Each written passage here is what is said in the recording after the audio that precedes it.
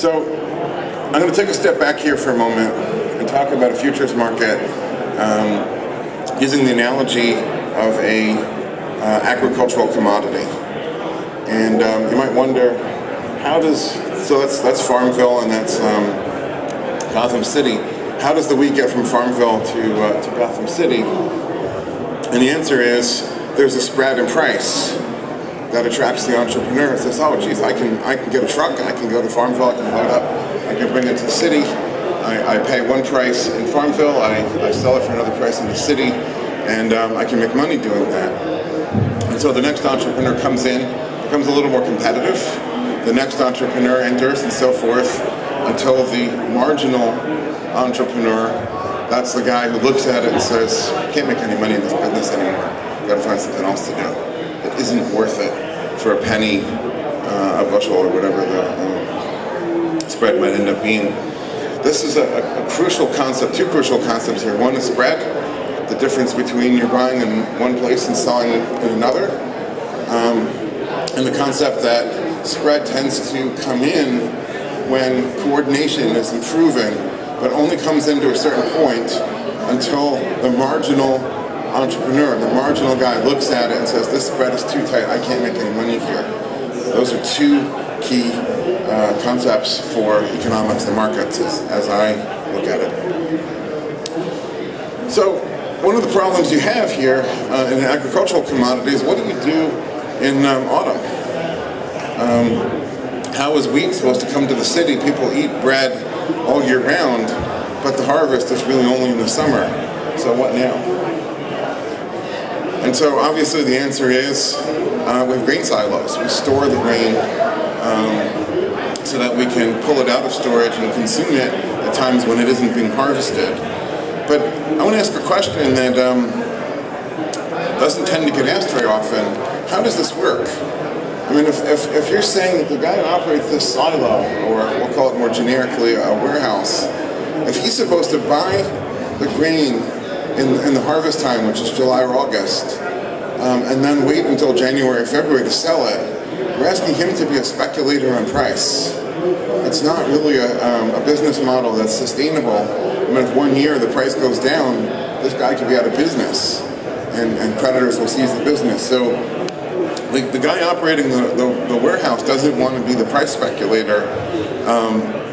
He wants to simply operate on a predictable spread and know that that spread will cover the cost of his capital that requires upkeep and cleaning and so forth, plus enough profit to be worth the whole thing. And so this is where a futures market comes in.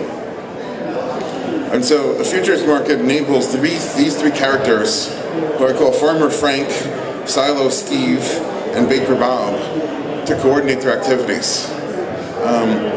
The farmer needs to sell. He needs to sell the whole crop. He needs to sell the whole crop when it comes off the fields.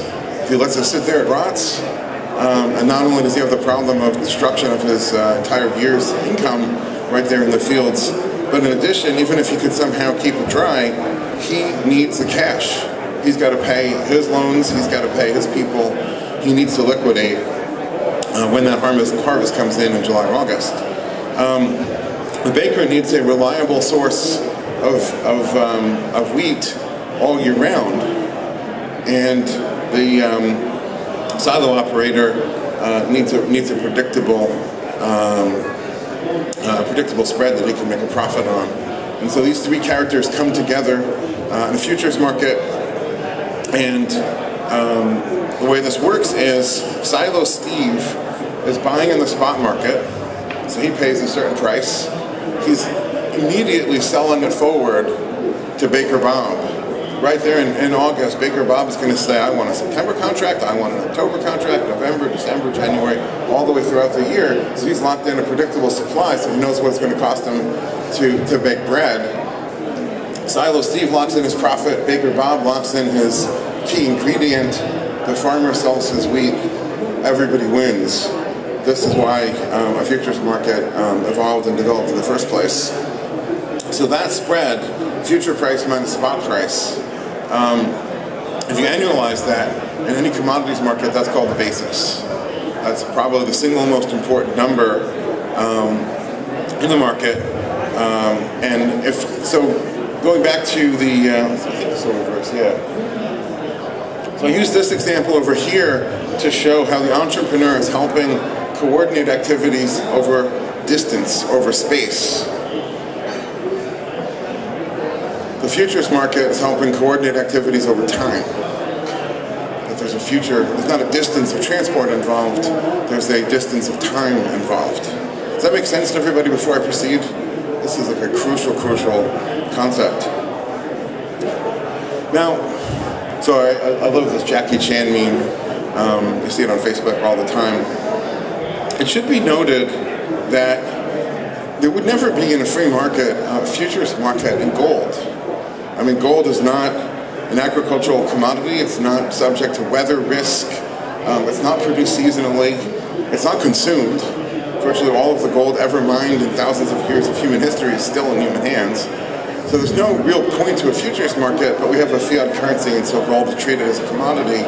In the free market, of course, there's not a futures market in gold, there's a bond market, otherwise known as an interest rate market.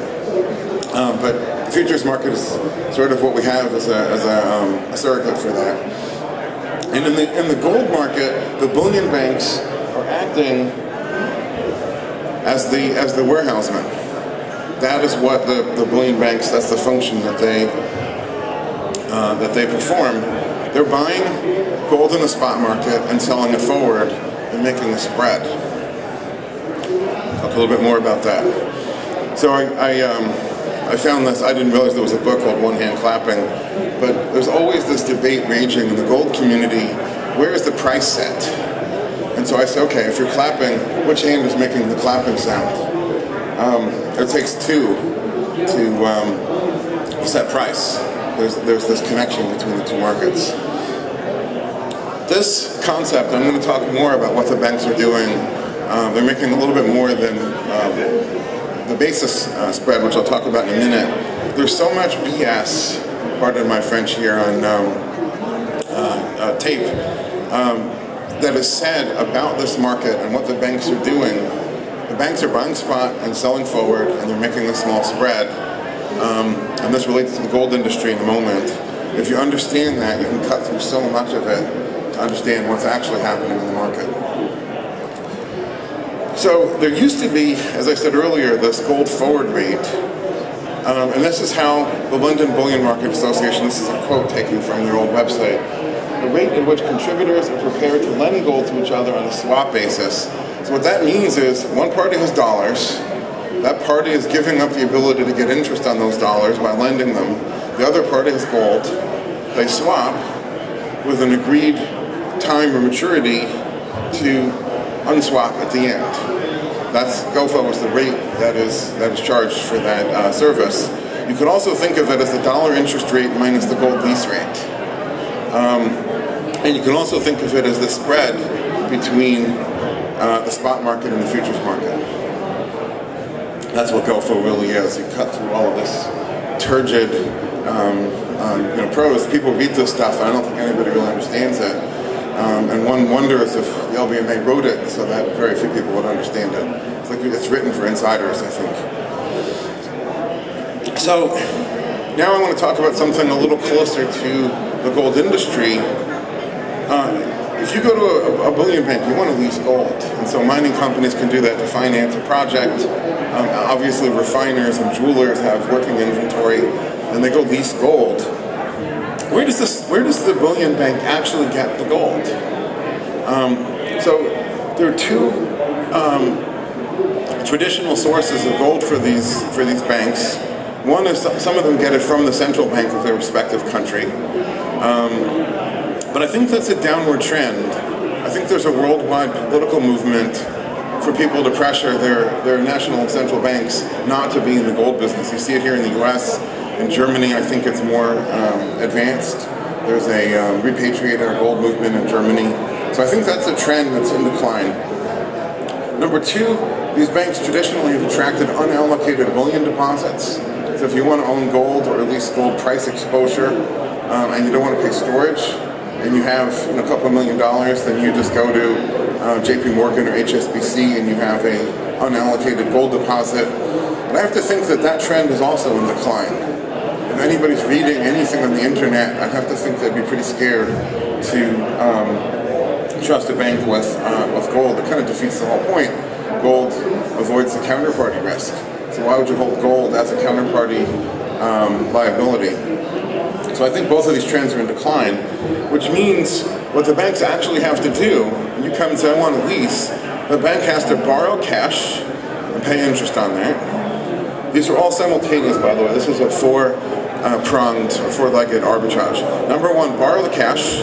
Number two, buy the gold in the spot market, like physically buy physical bars. Number three, they lease it to you because you came and you wanted a lease. And four, they sell the gold forward. So let's say it's a 1-year lease. You buy the gold. You borrow a 1-year loan today. You buy the gold. You sell a 1-year future, and you sign a 1-year lease. So everything's all matched up, and the bank is making a little bit of a spread to do this trade. This, of course, describes GOFO. This is where GOFO comes in. And so borrowing is a cost. That's a negative. The basis is a profit. And so that's how you understand what the bank is actually making on this deal. It's not a high margin business. This is a low margin business for the banks. And I think generally inside the bank, the trading desk that's dealing with this is a very small group within a very, very large institution. I think these groups tend to be 10, 20 people inside organizations that have 100 or a couple 100,000 employees. This is not where JP Morgan and HSBC focus their time and effort and employee resources, for sure. So, suppose this is a picture of hedge, my attempted humor here.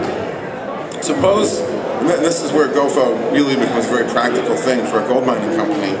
Suppose a gold mining company wants to sell its production forward, which you call a hedge. Now, that can be done irresponsibly, as Barrick did in the 1990s. And then when they wanted to buy their hedge back, after the price was really running up, it was 2010, I think, they lost more money buying their hedge book back than they'd ever made since inception. So it prompted me to write a couple of papers called Hedging and the Gold Miners, Sell Low and Buy High. But suppose you were hedging in a more responsible way. What do you want to do? Well, you want to sell the gold forward. Everybody knows you've got a mine. The mine is producing X amount of ounces per month. So you have the credit to sell it forward. You're going to get the spot price plus some premium because you're selling in the future. That premium is GOFO. So taking numbers from last week, spot price was about $12.70, give or take rounding error.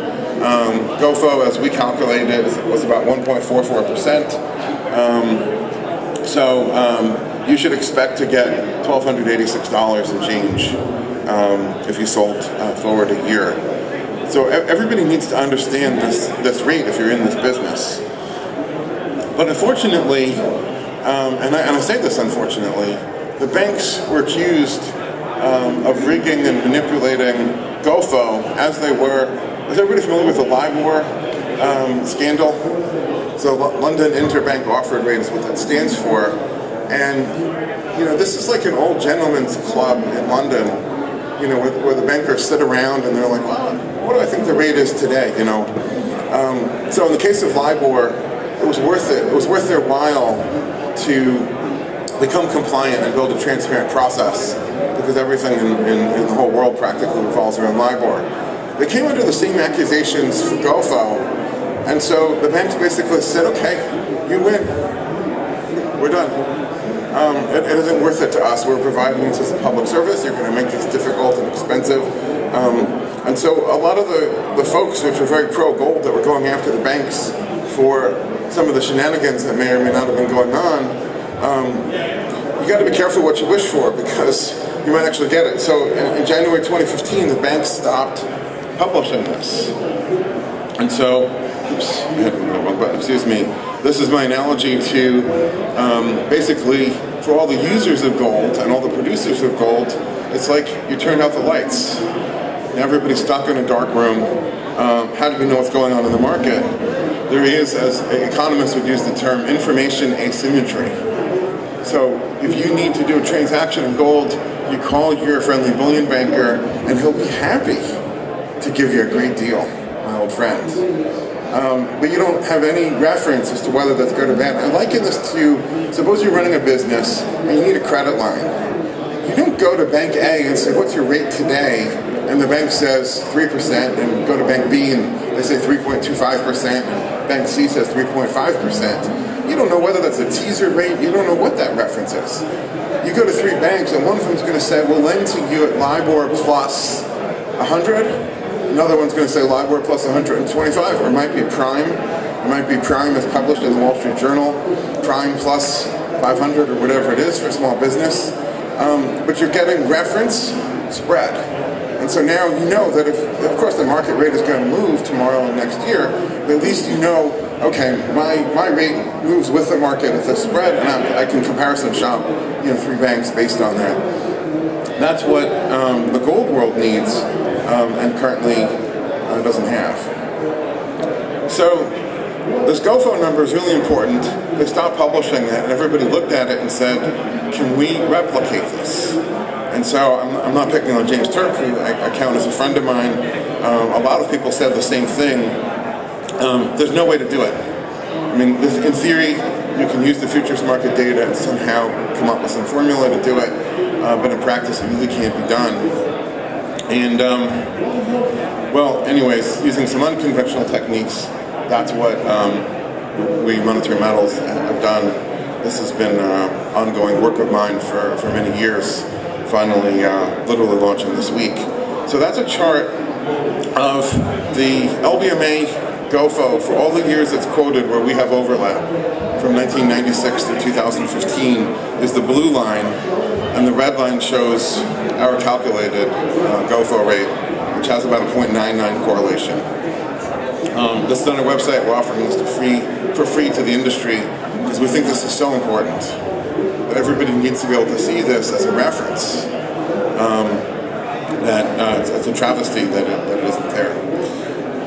Speaking of manipulation, I want to circle one part of the graph. This is you could call this the early run-up to the crisis of 2008. This lasted for about a year, where the blue GOFO line looks like the banks were trying to hold a plateau. They're trying to hold a line. And either they were in denial of something, or the spreads had to widen because they were internally having a liquidity crisis. Or, if you wanted to look for manipulation, this would be a really good area to look at.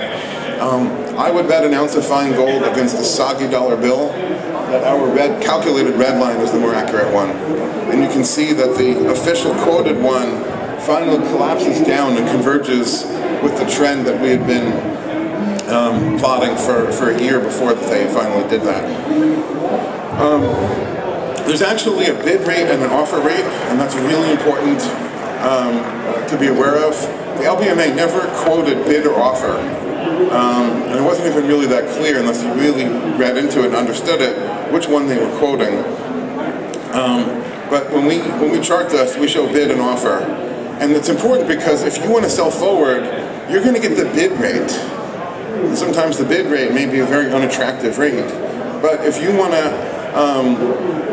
buy forward, let's say you're closing that hedge book, you're going to pay the higher offer rate. Finally, you can see the effect of interest rates where they started to rise. GOFO is generally, although there's some exceptions and some reasons for it not to, generally going to track interest rates. The lease rate is LIBOR minus GOFO, and so this is sort of an inverted chart involving an interest rate now. So if you go to the bank and say, I've got a bar of gold, I want to lease it to you, you get the lower bid rate. That could easily be negative. Now, why would that be negative? The bank has no real use for that gold. The market is telling the bank that there's not really a lot of demand for it. They might have to store it for you, so they're going to charge you storage and insurance and the profit. But if you go to the bank and you need gold, you need to pay the offer rate. And that will never, ever in real life be negative. We have a calculated theoretical rate here that, first of all, assumes the marginal entrepreneur goes for zero spread, number one, and number two, doesn't include some of the other logistical costs and so forth.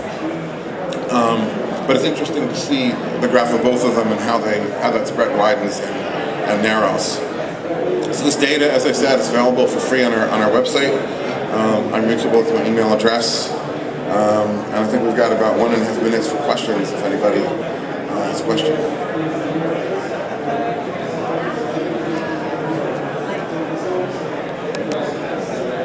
All right, well, thank you.